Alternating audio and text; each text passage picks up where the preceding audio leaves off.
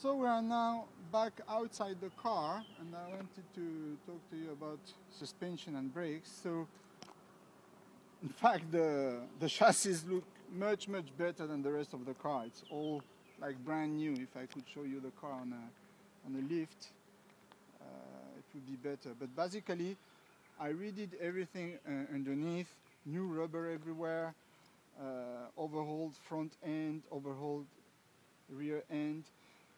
And of course I modified it so that it can cope with additional power and torque. So the suspension, in fact the best compromise was to go back to the 6-cylinder suspension springs, because the engine is lighter than the 3.5, which is iron block, and putting the 5-liter, the car would have sat too high.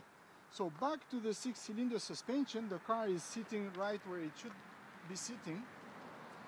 I've been fitting the thinnest shims, rubber shims over the springs, so that the car sits as low as possible to lower the center of gravity. And I've been fitting poly bushings for the front sway bar and from the rear trail arms, and this really makes the chassis being much more precise. I also have heavy-duty shock absorbers, two bars. I mean, I had a choice between 1 and 2, and the 4 bars are for the pagodas, but for the coupe, the heavy-duty ones are the 2 bars. And the brakes are out of the 3.5 coupe that initially gave the engine under the previous setup, which are also the same as we find on the 6.3 109, and that car has similar power but is half a ton heavier. So on this car those brakes are really doing very well. I can still improve them by putting carbon Kevlar brake pads and brake fluid that has a higher boiling point, but in terms of braking power right now it's just fine.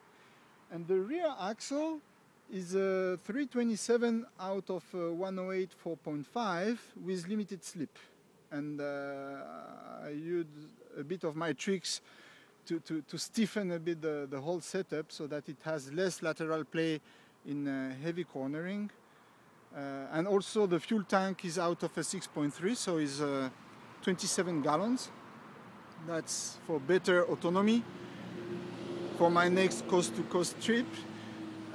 But so far I'm already returning 18 miles per gallon, while the car is not fully tuned yet.